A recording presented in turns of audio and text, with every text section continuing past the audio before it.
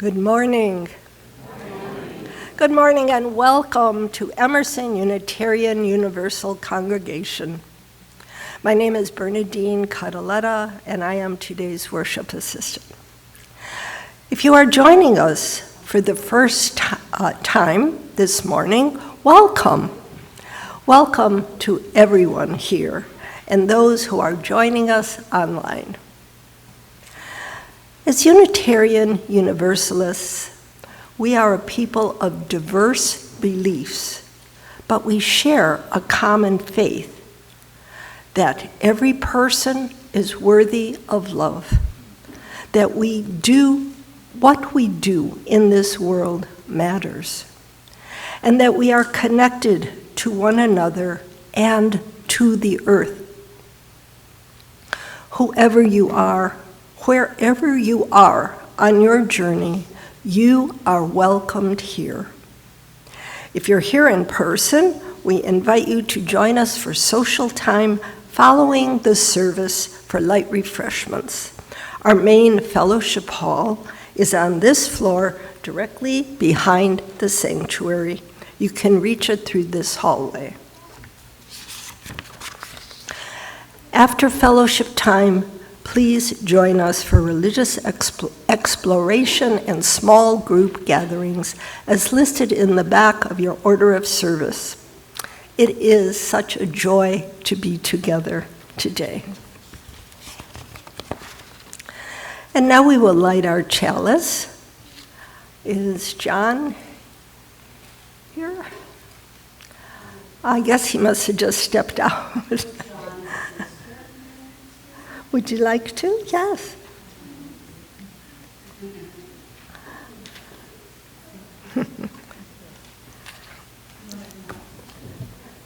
And tell me.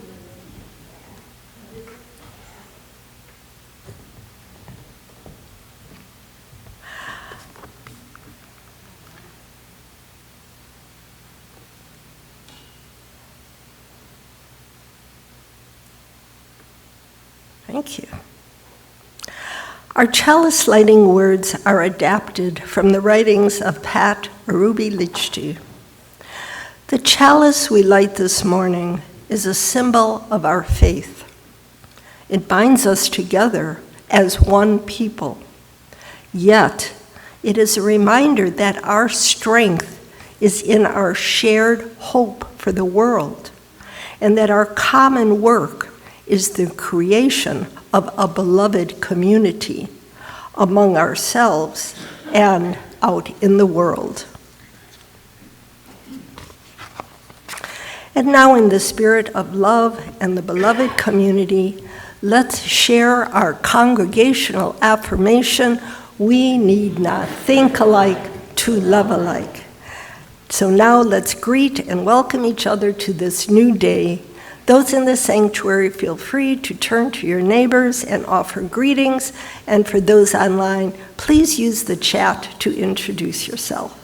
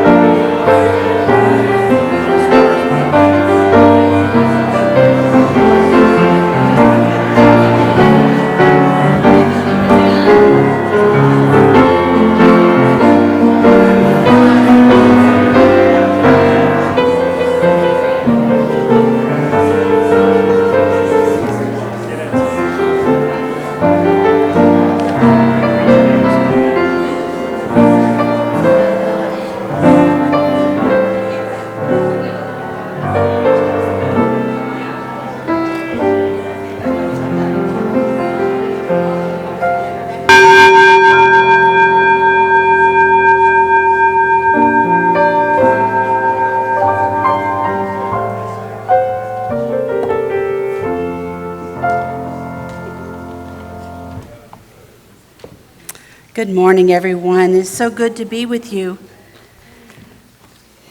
I'm Reverend Christina Branum-Martin, and it is such an honor to be with you today and all days. I see faces I haven't seen in so long, and people I saw just yesterday. What a joy to be a part of this community.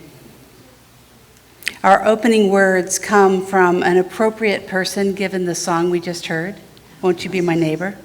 They're from Fred Rogers. At the center of the universe is a loving heart that continues to beat and that wants the best for every person.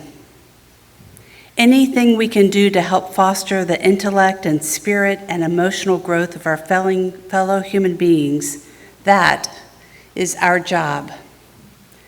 Those who have this particular vision must continue against all odds. Life is for service. With that in mind, if you would join me in singing, stand if you would like to, or with voice, join us. We are singing We Will Carry Each Other. The lyrics will be on a slide, and our hymn singers will lead us. Thank you so much for helping today.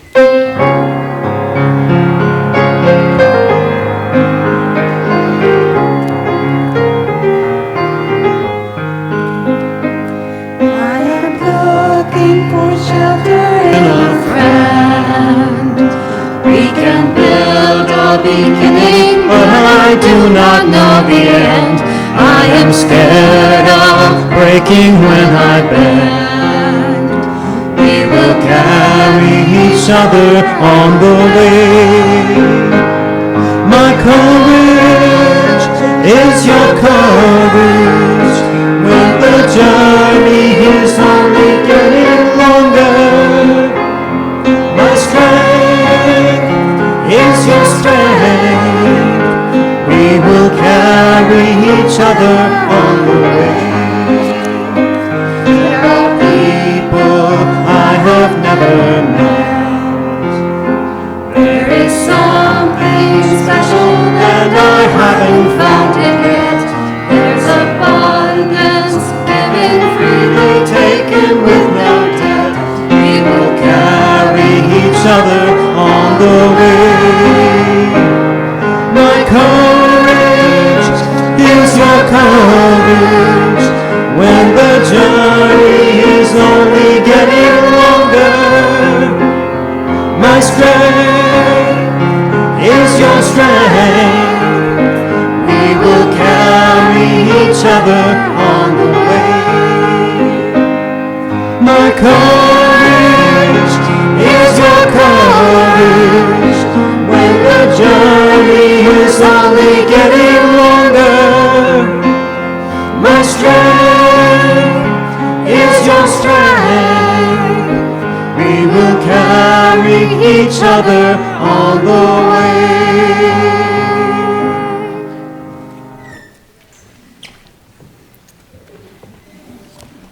Certainly an appropriate introduction to the sharing of our joys and our sorrows and our concerns each week.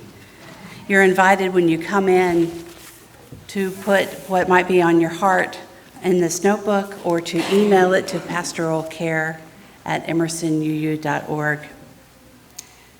We have quite a few today, and I was wondering if John would come and help me with the stones. Thank you.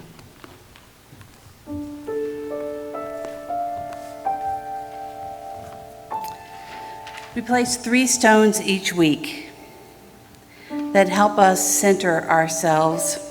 The first is in honor of the Cherokee and the Muskogee nations on whose land we reside on. The second is in memory for those wrongly enslaved who labored on this land. And the third, a big one, John, a big rock, is for those hurting in current conflicts and wars raging across our globe. We have one from Crystal. Olivia Gibson is getting her tonsils out on Thursday. And I see Olivia back there. Hi. Please send love for quick healing, and if any of her friends want to send a card, you can get the address from Crystal. Crystal, would you stand up so they know where you are? Sorry. Our dearest member, Amber, asks for your positive thoughts and prayers as Amber navigates personal and mental health crises at this time. And know that we are doing our best to support Amber, but we appreciate this community holding Amber in care. One from Maria Benitez says, my grandson, Evan Duvall, survived the first year of high school. He participated in Model UN and represented Haiti. He argued for support and got a $1.2 billion in aid for, it says Haiti, but Maria, are you here? What country is it? Is it Haiti? Okay.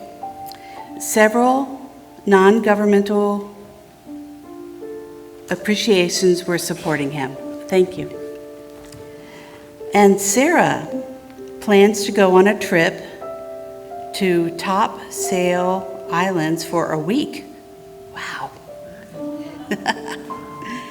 And Lala says, life is in flux for me with both of my adult daughters, having new places to live and jobs with no boundaries, and it makes it more difficult. We pray for a clear path for our next season. Vanessa writes, for family and my hospice patients, peace and spiritual healing. And maybe you could put a rock in for the next ones. The last one I will share is, or the second to last I will share, there's so many this week, is from Chloe and Seth. We share the passing of our hilarious, vivacious, and incredibly spicy aunt this week, who has become very much a grandmother to Seth. While we celebrate the vibrancy of her life and her becoming a new ancestor of our family, we're keeping her children, grandchildren, and especially her beloved husband in our thoughts. And if you would put one more stone, John. This weekend is set aside in this country and for many families and memories to put aside time for Memorial Day. If we could pause and remember those Americans who died in military service, in just and unjust wars alike, for causes for which they agreed and for those with which they disagreed, holding fast to loyalty, duty, integrity, and courage, even when we as a nation maybe did not. May their memory be blessed, may their loved ones be comforted, and may we in their honor live the values we claim and hold up for them. If there's anyone present who has served in the service or is serving, I invite you to stand. We're so grateful.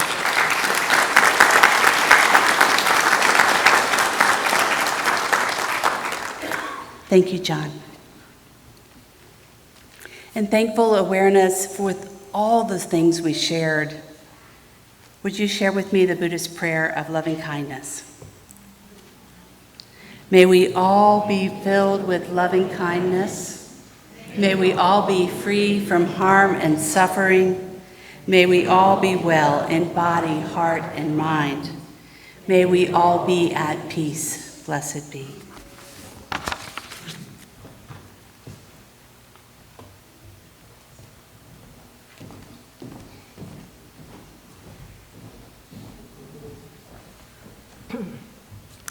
Each week at Emerson, we share half of our offering with the community partners beyond our walls. This month, we are partnering with Must Ministries Breakfast Program. Must Ministries offers daily breakfast for Hope House clients in Marietta who are experiencing food insecurity. Because the number of unhoused people has risen, and because the cost of food is more expensive, we have chosen a 5-Sunday month in hopes that we can raise enough funds for the entire year. Emerson volunteers cook and serve scrambled eggs, turkey sausage, biscuits, and cheese grits for 70 people every second Monday. We enjoy the gratitude of the residents in the serving line, so we thank you on their behalf for funding this program. Please let Mark Cobb know if you would like to help with this program.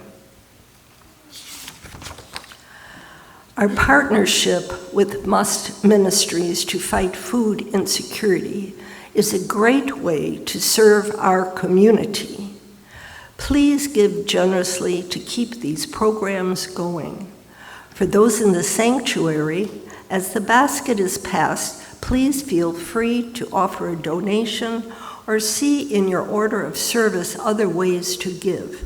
For those online, go to emersonuu.org and select the Giving tab to donate. For the children and those with the sweet tooth, there are lollipops in the basket too. The morning offering will now be given and received with gratitude.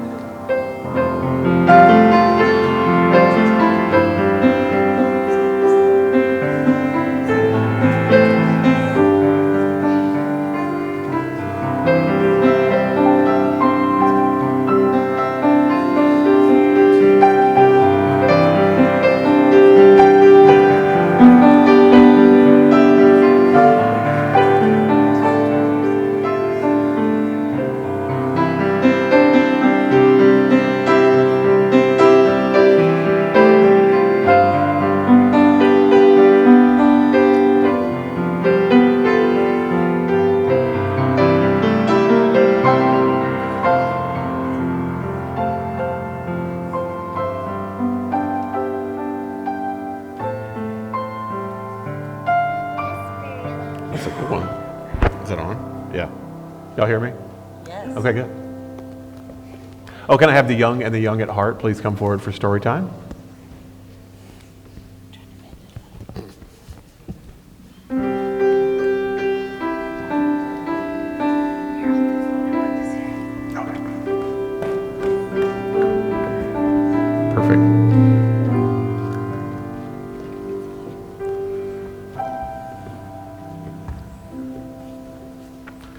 Okay. Did you want to say something? It sounded like you were about to say something. Oh. So I have the pleasure this week of being the first summertime story.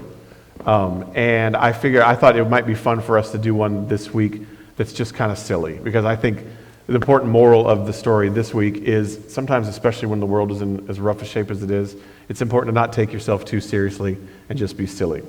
So I have brought a book that is Elliot's favorite book to read. Wait, I read this before, actually. It's called The Book with No Pictures. That's correct. It's called The Book with No Pictures, and it's by B.J. Novak, who is an actor from The Office. Fun trivia. The Book with No Pictures. One quick note, I did make an edit when I was scanning in the pictures of the book. our eagle-eyed congregation members, see if you can spot it. Here you go. Elliot, thank you for your garbage. Appreciate that. Okay. This is a book with no pictures. It might seem like no fun to have someone read you a book with no pictures. It probably seems boring and serious, except here's how books work. Everything the words say, the person reading the book has to say, no matter what. That's the deal. That's the rule. So that means even if the words say blurf, blork, wait, what? That doesn't even mean anything. Blurf. Wait a second, what? This isn't the kind of book I wanted to read, and I have to say every word the book says? Yes. Uh-oh. I am a monkey who taught myself to read. Hey, I'm not a monkey. And now I am reading you this book with my monkey mouth and my monkey voice. That's not true. I'm not a monkey. Yes, I am a monkey. Also, I am a robot monkey. What? And my head is made of blueberry pizza. Wait a second. Is this whole book a trick? Can I stop reading, please? No. No? And now it's time for me to sing you my favorite song. A song? Do I really have to sing a Yes. glug, glug, glug, my face is a bug, I eat ants for breakfast right off the rug. What? That's funny. This book is ridiculous. Can I stop reading it? No. No? There are more pages and I have to read the rest? My only friend in the whole wide world is a hippo named Boo Boo Brain. You're not boo-boo butt. Thank you, Elliot. Boo Boo Brain. Also, the kids I'm reading this book to are the best kids ever in the history of the entire world. Oh, really? And this kid is the smartest kid too, because this kid chose this book even though it had no pictures. Because kids know this is the book that makes grown-ups have to say silly things. And make silly sounds like, oh no, here it comes.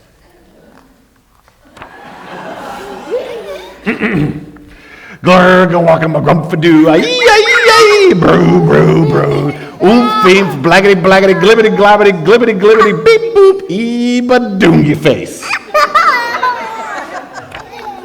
Oh my goodness. My God. Please don't ever make me read this book again. It is so silly. In fact, it is completely and utterly preposterous. No. Next time, what? I'll make you read it every single day. Next time, please, please, please, please choose a book with pictures. Please, because this book is just too ridiculous to read. The end. Bonk. I didn't want to say that.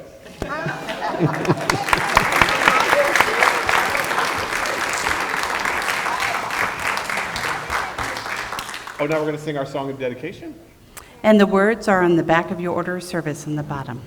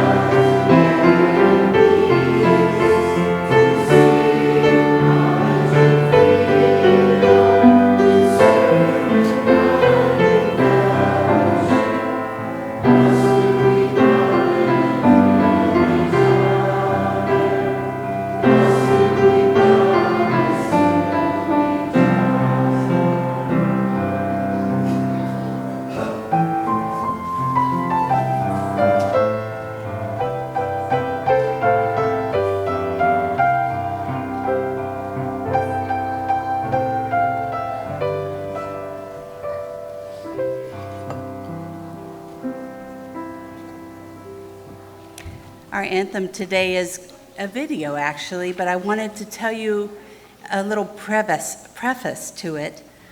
The voice is actually the voice of my oldest daughter, and her name is Mia. And during COVID, when I was a minister at another congregation, you know how difficult it was for us to be together.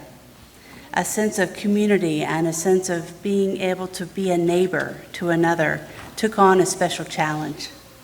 And singing together, oh, so hard. For those of you who sang with other people or played music, it was an isolating time, wasn't it? So we made compilations of people and heads singing together. And you know, singing alone rather than with a group makes you pretty self-conscious about what you sound like, doesn't it? So Mia at the time was studying music in college along with anthropology and was graceful enough to record this, and she's singing all the parts. I made the slides, she sang the hymn, and it was one of the parts of our service during those COVID years. But it was a really good reminder that we need each other.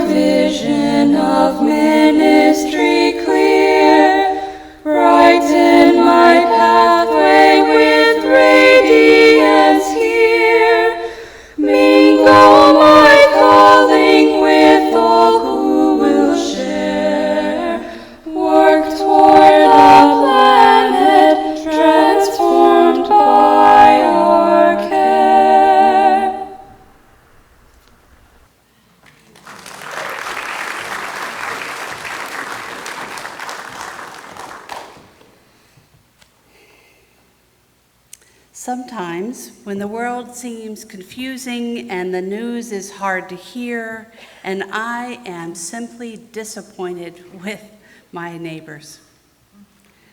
Sometimes I can't believe the acts of humanity, and I just want to go back to that childhood vision that I had and the compassionate and kind person who taught me from TV. I am a serious fan of Mr. Rogers. I even have a magnet set where you can take his jacket off and put on his cardigan. He happens to be wearing roller skates right now. When I was in Pittsburgh a few years ago, I went to the City Museum, and they have his whole set there. They even have the cardigans that were knit by his mother. And I saw something that I had no idea was even there. Along with his tennis shoes, the sweet tennis shoes he put on and off, was a stole that was actually a sweater at the top and then had all of his puppet friends on the bottom, made by his mother. You might not know that Mr. Rogers was a Presbyterian minister, and he certainly was an influential theologian to many. He embedded in a generation of people like me who grew up in the 70s, late 60s, and early 80s, and I understand the show went all the way to 2001. So many of us have been touched by him as children, and for many of you who were parents during that time too. His central teachings were that every religious and spiritual tradition taught to love each other and to love ourselves.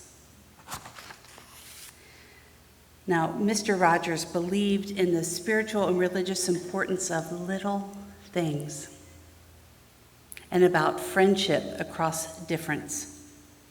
And this informed his calling to lead that show, which he called to others and ministry.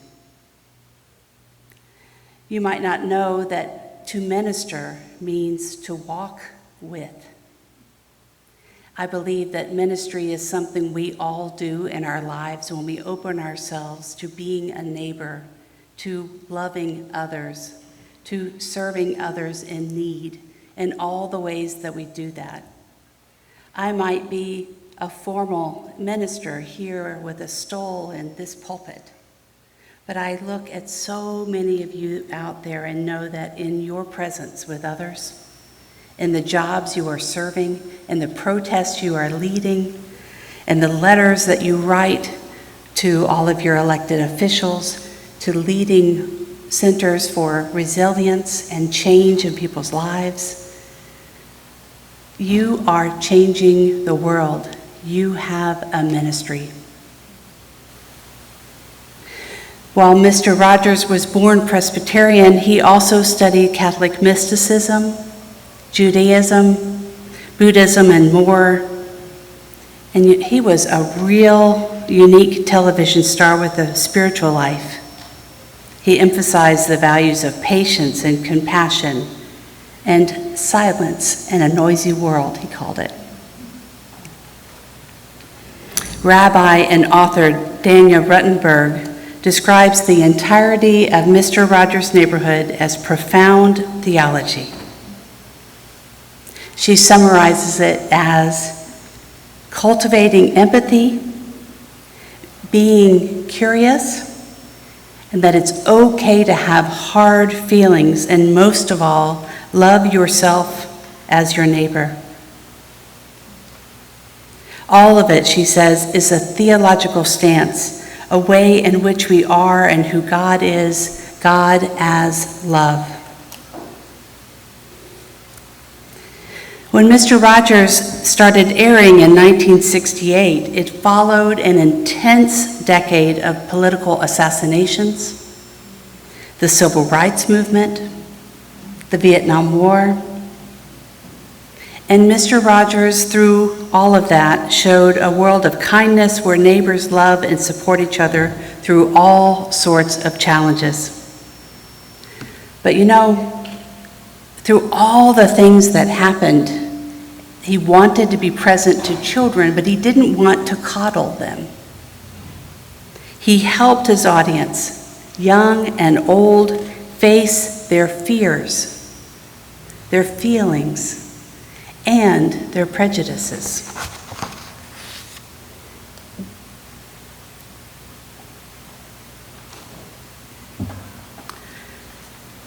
Of all of his 865 episodes, there is one episode that really stands out. He referred to it for many years afterwards as the pool episode. Now keep in mind that this episode was filmed in the year right after the assassination of Martin Luther King Jr., at a time when Black Americans were still prevented from swimming alongside white children in pools across this country. Shameful. So when the neighborhood featured an episode when Mr. Rogers, who was white, invited the show's character, Officer Clemens, who was black, to join him in a soaking pool, the kind that you would have out in the yard for little toddlers to play in.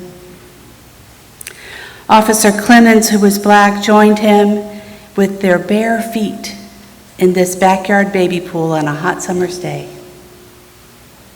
And as they sat there together, the camera paused with intention on Roger's very white feet, soaking right next to Clemens' very black feet. And this was a bold statement.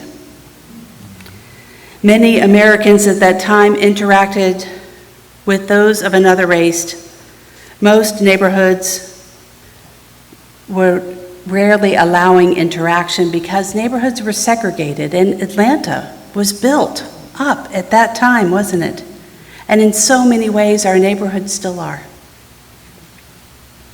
It is important for us to be neighbors, to learn to be together. And that episode on Mr. Rogers put that theology to light. UU minister Reverend Kristen Boyle reflects on Mr. Rogers' theology in that particular episode in this way. She said, it showed with imagery that allowed the audience to be a humble and spiritual act of foot washing, of serving another in an act of connection and of faith. Mr. Rogers, the minister, was doing his part in guiding a country fearful about desegregation. Reverend Boyle said, we too are living in fearful times, and we face our set of challenges. We have emboldened hatred and political division, a widening, enormous wide gap of wealth, and a planet on fire. The stakes are high. And everywhere we see, people are reverting to their safe corners. So now, as much as ever, we need to see each other up close, to bear witness to the difficulties that we each face, and to break open our heart to each other's humanity. I hear music. We are capable of seeing each other's humanity. In fact, we are hardwired for it. Author Rebecca Solnit details how consistently expressions of human caring and solidarity arise during crisis. Imagine this. We are in the wake of an earthquake, a shooting, a bombing, of a major storm, of a time when people are experiencing tragedy. And in those moments, people are altruistic, urgently engaged in caring for themselves and those around them, strangers as well as friends and loved ones. Have you been in a moment like that? Sometimes it's simply just a tree falling over your driveway, and somebody you didn't think even knew you came with all the tools needed to help clear it. Sometimes it might be a casserole or a plate of cookies when somebody hears of a death in your family. You remember 9/11? And people pulled together too? What about COVID? I don't know about you, but I delivered quite a few bags of groceries to those who were older in my neighborhood and who couldn't leave home. These images that we have in our minds of us and our selfishness, when we panic and we don't know how to connect, sometimes those moments break down the barriers, and disaster pulls us together. Solnit says, horrible in itself, disaster is sometimes the door into paradise. The paradise, at least, in which we are who we hope to be, when we can do the work we desire and we are each other's keeper. I myself had a time when I really learned the lesson of what neighbors could do for me and my family. And I don't know if my youngest child, who is not born yet, has heard this story. Valentino, go ahead and listen to these details. I was living in Houston, Texas, in the Gulf Coast, and as you know, the Gulf Coast is full of hurricanes all the time, right? I grew up there and experienced hurricanes year after year, and there were always many winds and rain, and as long as you weren't in the evacuation area, it was often that you were without power, and sometimes as a kid that was a little bit fun. Not so much for the parents. But hurricanes can also flood cities and destroy homes and businesses and shut down communities at times. And right after Katrina happened, a hurricane was coming right into Texas, in Houston, so we left. And we got stuck on the road fleeing the city, and we ran out of gas, along with thousands of other people on the highway in a blockade with no gasoline. We were in our car waiting for gas to come to the gas stations who were empty for 2 days. So the next time a hurricane came, then a year later, we thought, okay, we're going to stay home.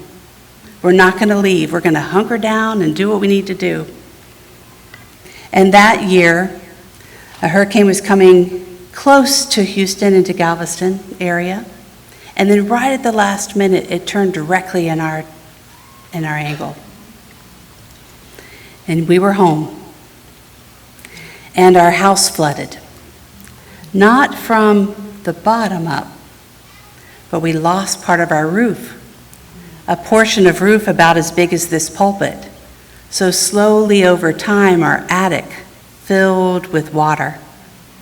And eventually every light fixture, which has a hole in the ceiling, started dripping. We got buckets, we got containers, we got everything we could think of to gather the water. But eventually it started weeping down the walls.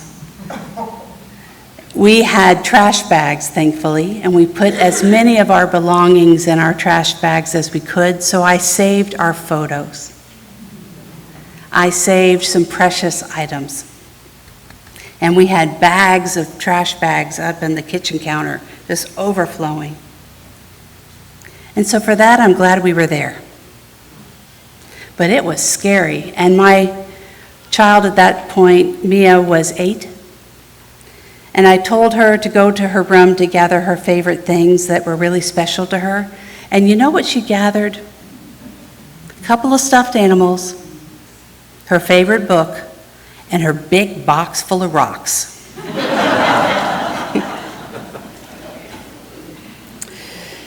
Well, the hurricane rains and winds lasted for 14 hours. And once the skies cleared and we had survived the time, no power at that point, we had one bed left that was not covered with water, and we all piled in with us and our 2 dogs and took a really long nap. But what happened is that our house was uninhabitable. We needed to gather what we could and move it to storage. We needed to do it really quickly before the humidity and mildew set in.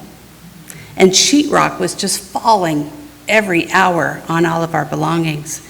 Neighbors showed up. People we really had only just waved to from down the street. My church members that I was an intern with in seminary came in their trucks and helped us pack up all of our things. It was a time in which I felt held by the community. It took over 10 months to repair our house. Because as you know, in a tragedy, in a disaster, The contractors are not always available when you need them, so things just stretched out.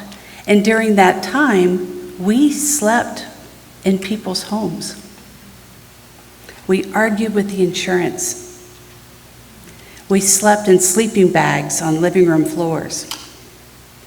We were at the mercy and received the grace of kindness. We could not have made it through without the generosity of others. Rabbi Joachim Prinz reminds us that neighbor is not a geographic term, it is a moral concept.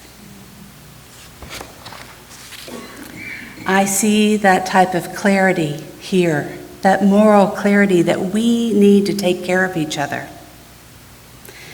When we ask for help, and sometimes that is the key, to be bold enough to say, I need you, we can then turn to hold each other. In the last fiscal year, this congregation in the Share the Basket program gave over $12,000. I don't know if you knew that. These are our community members that are not just within our four walls, but in the community beyond. Our task together is to work to dismantle that which divides us so that we can see each other close up. And I close with this quote by Howard Zinn, who said, "Missing from history are the countless small actions of unknown people that led up to these great moments of care." And when we understand this, we can see that the tiniest acts of protest in which we engage may become the invisible roots of social change. May we continue to break down our barriers to see each other eye to eye. May we be the change the world needs in these troubled times. Amen.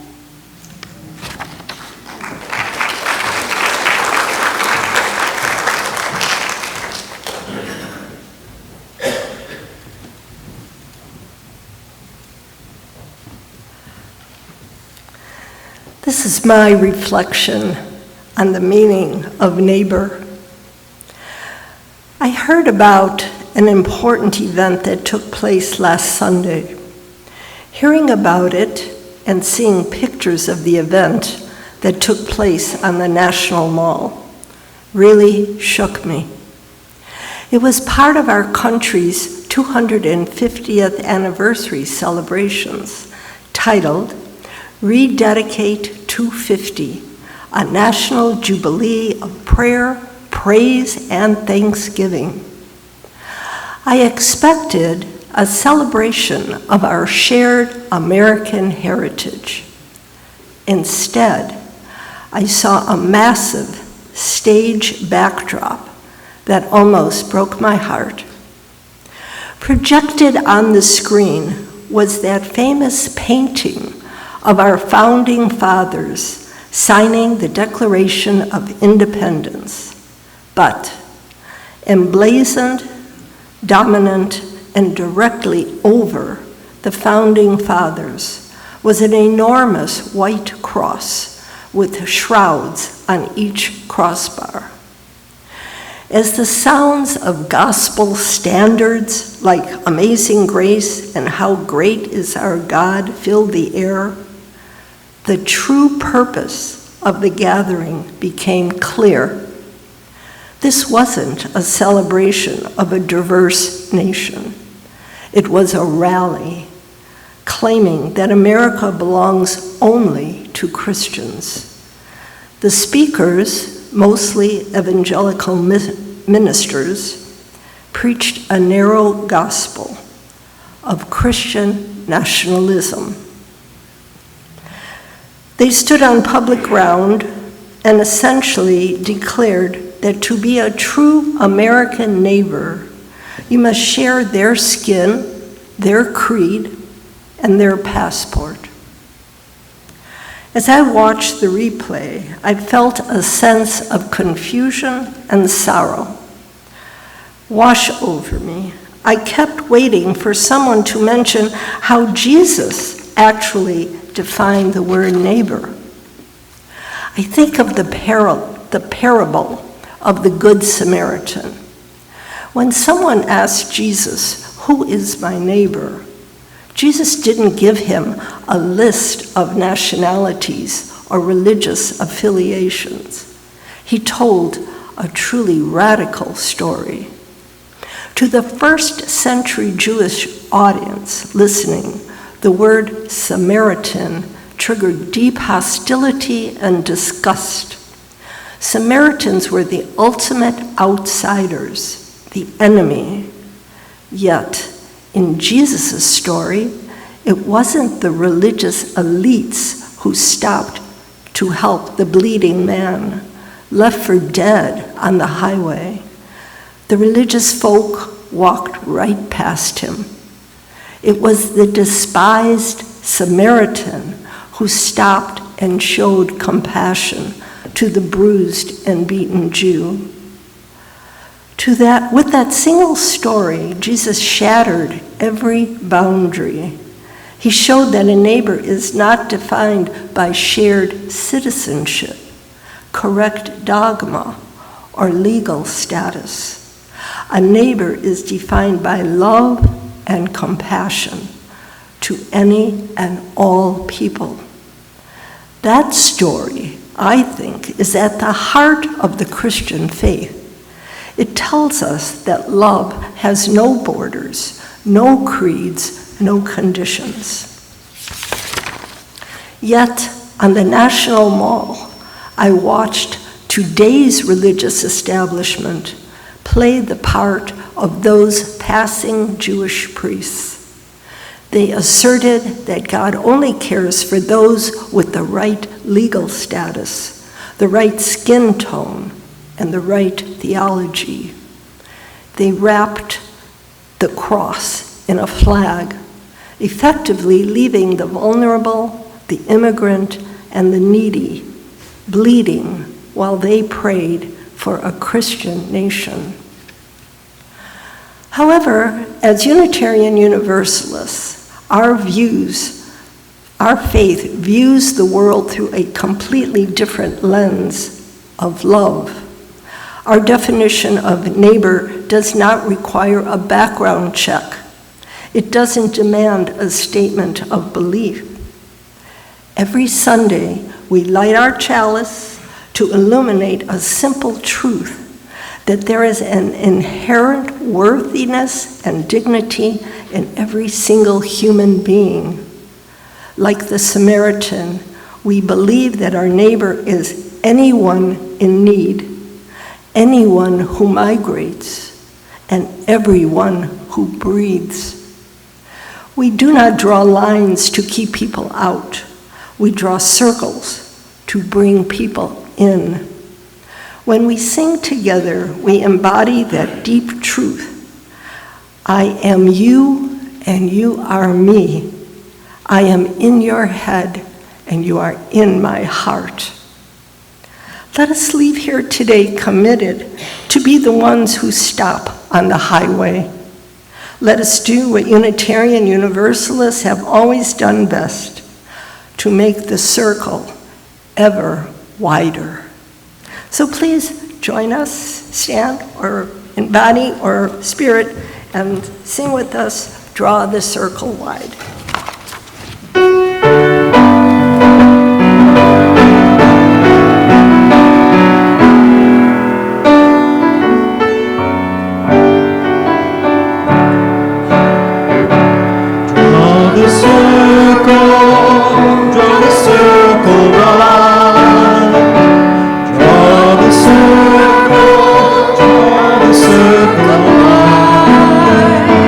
No one is the one.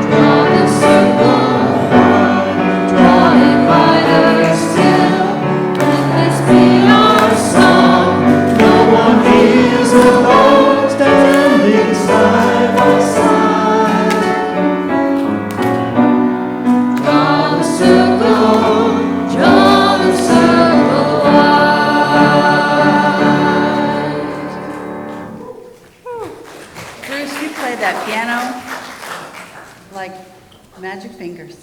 Thank you.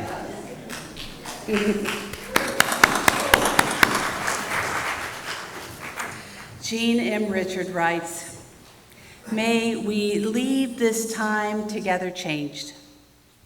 May the promises that you have made to yourself about who you want to feel closer to be the reality of who brings you to them in your life. May you share that feeling of transformation wherever you go. May it spread into every word and deed and thought and interaction until we are all changed, transformed and transforming together, changing this world by being who you are. Every day, step by step, becoming our better selves."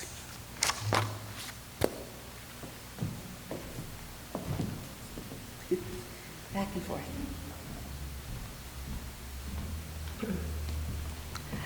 John, would you like to help us extinguish the chalice?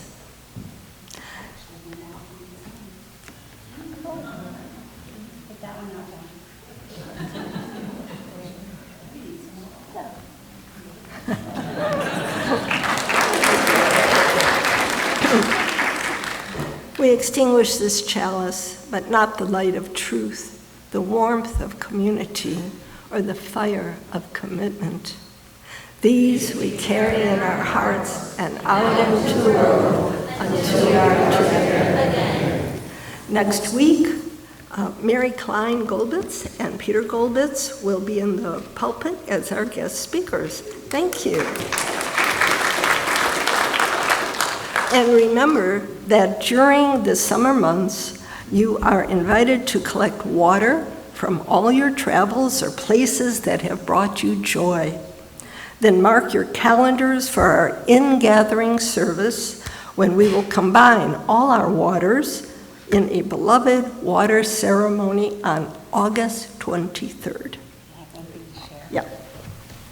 And today, for the children that are in our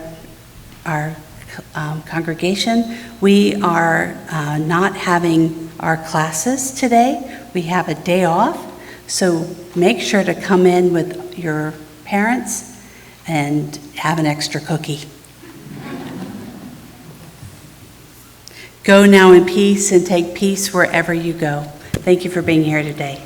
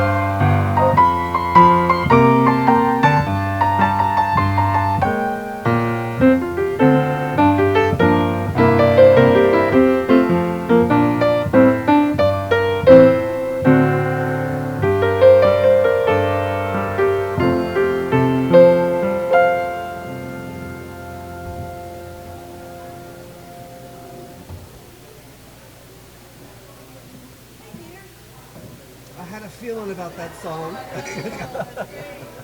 still would like to get started. Well, I'm taking June, July off from teaching. So I'll be back in August. Right now, my